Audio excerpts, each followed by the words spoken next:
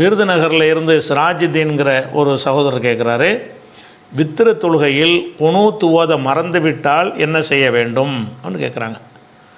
அதாவது வித்திரு தொழுகையில் குனூத் என்று அல்லாஹு மஹதினி ஃபீமன் ஹதைத்தன்று ஒரு துவாவை ரசூல் ஸல்லல்லாஹு அலைஹி வஸல்லம் அவர்கள் தன்னுடைய பேர பிள்ளைக்கு கற்றுக் கொடுத்தாங்க.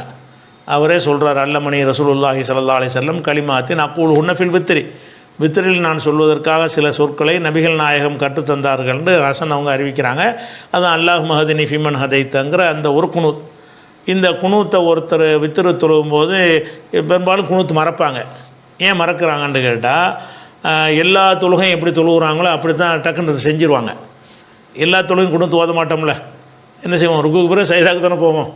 அந்த மாதிரி ஒரு அடிப்படையில் என்ன செய்வாங்கன்னா மறந்துடுவாங்க, பல நேரங்களில் மறந்துடுவாங்க.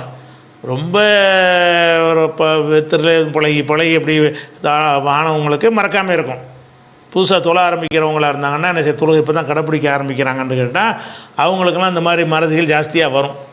அப்போ இந்த மாதிரி வித்தரில் குனூத் ஓதாமல் தொழுதுட்டாருன்னு சொன்னால் அதுக்கு என்ன செய்வது? குனூத்து ஓதி இன்னொரு வித்திரு தொழுவணுமா, அல்லது அதுக்கு சஜிதா சஹு மாதிரி ஏதாவது செய்யணுமா?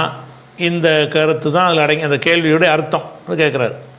பொதுவாக நம்ம வழங்கி கொள்ள வேண்டும், சில ஓத வேண்டிய விஷயங்கள் இருக்கு இல்லையா, அந்த ஓத வேண்டிய விஷயங்களில் அல்ஹம்து சூராங்கிறது கம்பல்சரியாக ஓதி ஆகணும் என்று ரசூல் ஸல்லல்லாஹு அலைஹி வஸல்லம் அவர்கள் நமக்கு கட்டளையிட்டிருக்கிறாங்க. எவ்வளோ கட்டளையிட்டிருக்கிறாங்கன்னு கேட்டால், லா ஸலாத்த லிமன் லம் யக்ரா பி ஃபாத்திஹத்துல் கிதாப், ஃபாத்திஹத்துல் கிதாப் ஃபாத்திஹா சூராவை யார் ஓதலையோ அவருக்கு தொழுகையே கிடையாதுன்ட்டாங்க.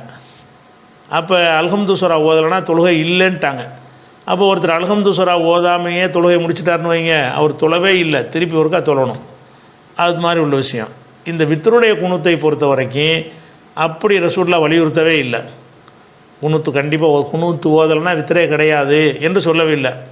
அவங்க பேரப்பிள்ளைக்கு சொல்லி கொடுத்தாங்கன்னு ஒன்று வருது. பேரப்பிள்ளைக்கு வித்திரு தொழுவும் போது அதை கற்றுக் கொடுத்துருக்காங்க. அந்த பேரப்பிள்ளை தான் செஞ்சுருப்பார்.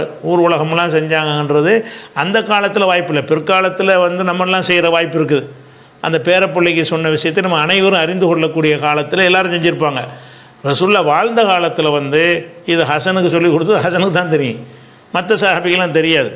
அப்போ எல்லாரும் செஞ்சு தான் ஆவணும் என்கிற அளவுக்கு குனூத்து வலியுறுத்தப்படாத காரணத்தினால அனைத்து அறிஞர்களும், ஒரு அறிஞர் இல்லாமல் அனைத்து ஏற்கத்தக்க நல்லறிஞர்களும் என்ன செய்கிறாங்கன்னு கேட்டால், குனூத்து குனூத்தே தேவையில்லைன்னு சொல்லக்கூடிய ஒரு அறிஞர் கூட்டம் இருக்கிறாங்க.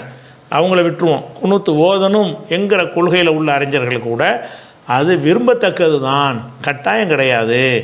ஒரு குனூத்து ஓதாமல் வித்திரு தொழுதாலும் அந்த வித்திரு செல்லும். அதுக்கு சஜிதா சகவும் தேவையில்லை, திருப்பி ஒருக்கா தொழணும்னு அவசியம் இல்லை. யாவும் வந்துச்சுன்னா தொழுவுங்க, நல்லது, விரும்பத்தக்கது. இல்லையா குனூத்து யாவும் இருந்து கூட விட்டுட்டீங்க, மறதியாக விடுறேன்னு வேணும்னு விடுறீங்க, விட்டு அதனால் உங்களுக்கு தொழுகை பாத்தில் ஆகும்னா ஆகாது. ஏன் ஆகாது அப்படின்னு சொன்னோம்னா அது வலியுறுத்தி சொல்லப்பட்டிருக்கணும். வலியுறுத்தி சொல்லப்பட்டால் தான் கட்டாயங்கிறதுல வரும். மென்மையாக சொல்லப்பட்டுருச்சுன்னு சொன்னால் அது சிறந்ததுங்கிற ஒரு அர்த்தத்தில் தான் வரும். அது நல்லது அப்படிங்கிற கருத்தில் வரும், சருத்தில் வராது. அதனால் வித்திரு தொழுகையில் குனூத்து ஓத மறந்தாலும் சரி, மறக்காமையே அது விட்டாலும் சரி, அதனால் ஒன்றும் கிடையாது, வித்திரு தொழுகை நிறைவேறும்.